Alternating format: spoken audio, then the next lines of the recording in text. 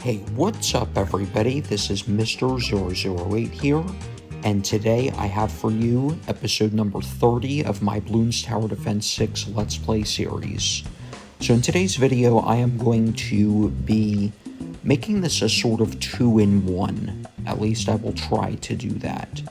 So what I'm going to do is make this both a map guide video and a video of me attempting to beat the monkey team's game mode, sort of. Or, like, it's not a game mode, but, like, it sort of is, but it sort of isn't.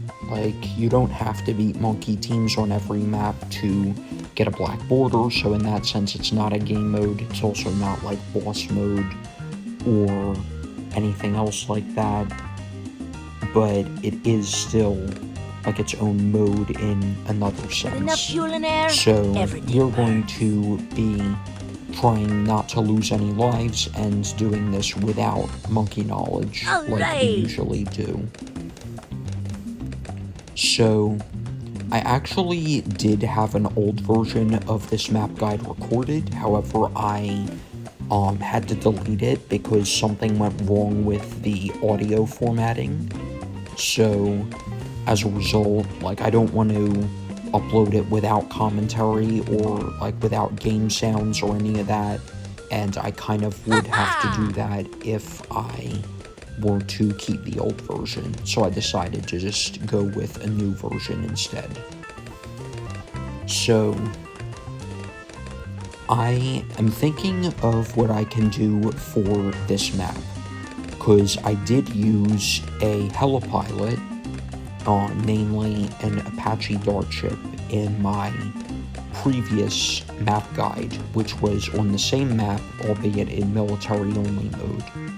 So I'm thinking of, I could use a Heli Pilot again, but I'm wondering if I should just do something different for uniqueness purpose, and just like to not be too competitive with my strategies. So I think that's what I'm going to try and do, is rely mainly on Tack Shooters and Ice Towers for this guide. Now, I can't use only Tack Shooters because they don't have camera detection, and I can't use only Ice Towers because they don't have good enough popping power. They're more so, even though they're primary towers by category, they're more so supportive in nature. So I am going to probably put an ice tower right around here or so. And I'm thinking of upgrading this to an embrittlement for decamo and also for extra damage against, like, Moab class Bloons and stuff like that. So we are going to have to put another tack shooter right there. Let's get 200, nothing too fancy at the back. And we should definitely start upgrading some things over here. So let's get this to 2-2. Let's get a tack sprayer, in fact. And this tack shooter is in range of Gwendolyn and can be affected by her heated up, so that is pretty nice as well. And we do have a camo bloom this round, so I am just going to use the cocktail right there, because I don't want to get much else until after getting my overdrive over here. So we are almost to that point now. There we go.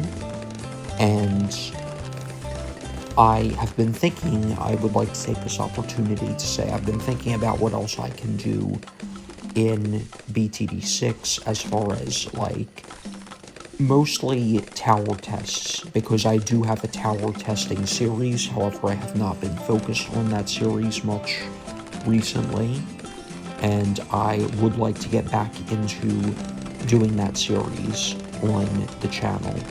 So I'm wondering what I can do for that. If you guys have any ideas, or you want me to test certain towers against certain rounds, or just against each other, just let me know, and I will definitely take that into consideration, because I do have a lot of things that I want to do with that series.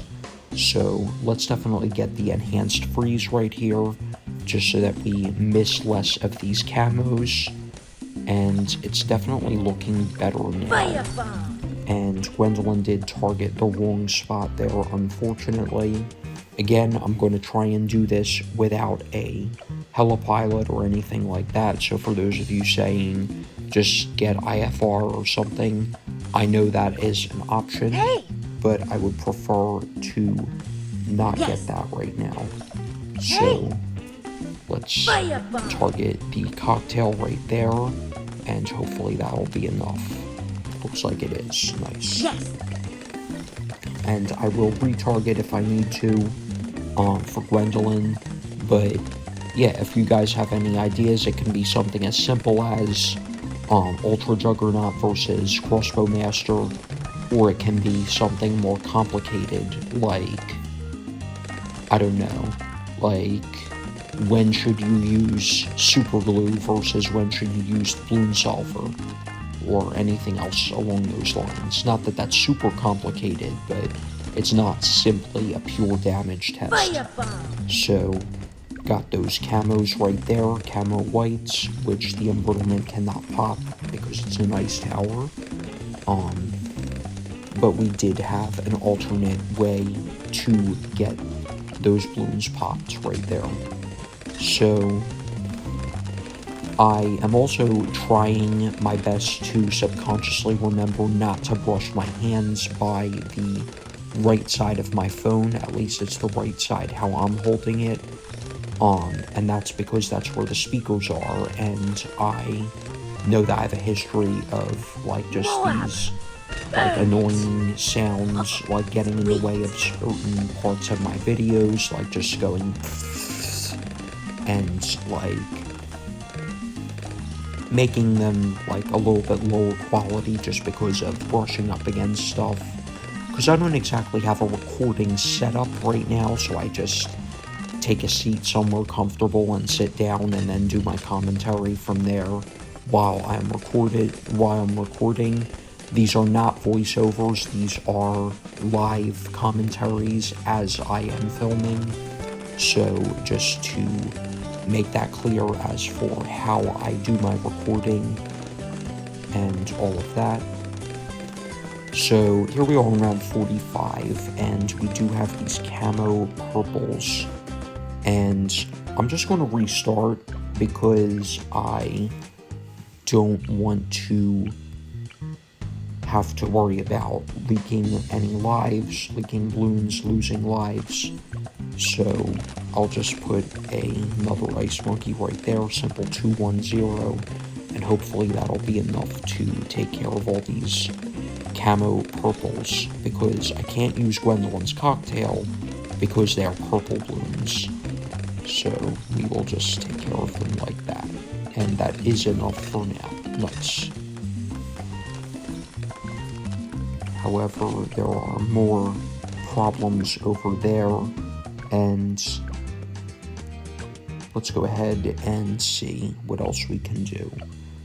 So I'll get a second embrittlement right there, and hopefully that will be enough, but it looks like it won't be, and we can't set the target over there.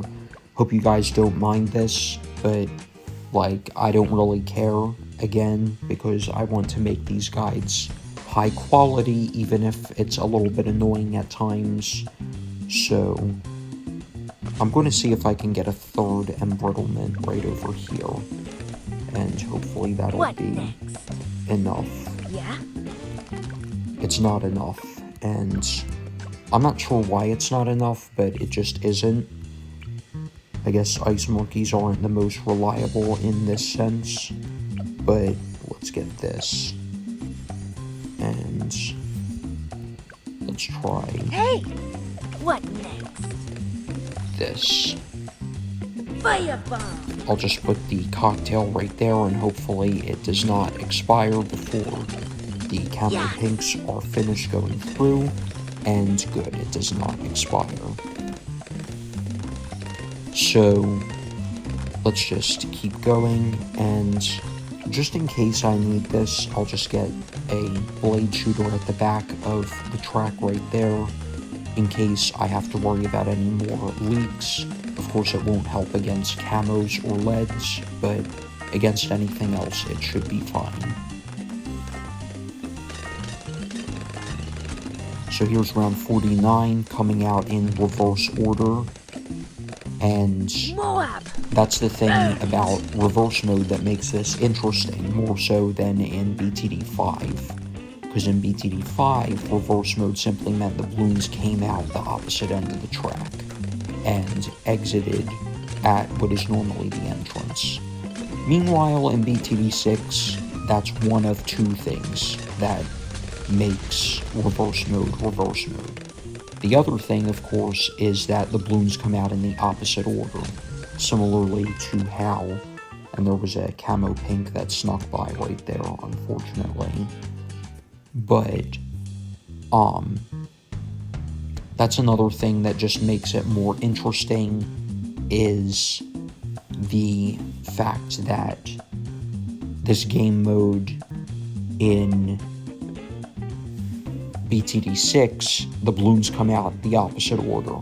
So for example, the camo pinks on round 47 come out before the ceramics. So I'm thinking, how about an Arctic wind? We'll see if that slows down the camos enough. Unfortunately, its range is tiny because it can only have either the larger radius or the camo detection, and for the purpose that I'm trying to get this tower to work, I need the camo detection. So it's actually better than I thought it would be. I was not expecting it to be that good, but despite its tiny range, it is good enough, for now at least, to stop off these camo pinks from sneaking past the embrittlements before they can attack. And I'm thinking that what I'll get is maybe, and I don't know why I was pressing the Firestorm rather than the Cocktail, but I'm thinking I'll get a Tack Zone next. What's up? So, unfortunately, there are problems we're having with these zebras, but there we go. I wasn't expecting the zebras to give us a problem because I thought that the embrittlement ice monkeys could pop white balloons, but they cannot, despite what I previously thought. So, we almost have enough money for a Tack Zone, and we will get that right about now. So we do have a pretty solid defense now. It's just, again, these camo balloons, especially the faster ones and the ones with white properties, that are annoying. But with all these embrittlements, we have nothing to worry about regarding the BFB. Even without them, I don't think that the Tack Zone would let anything leak through. But there we go, and the Tack Zone is the tower that got us the most pops. It did not get us more than every other tower combined, but it did get us more than any other individual tower. And there we go, 5 monkey money as well from the monkey teams. Pretty whopping prize, if I do say so myself. So that's going to wrap it up for today's video, you guys. Thank you all for watching, and I hope you've enjoyed. If you did enjoy, make sure to leave a like and hit subscribe for more interesting content. And I will talk to you all again in the next video. Peace out.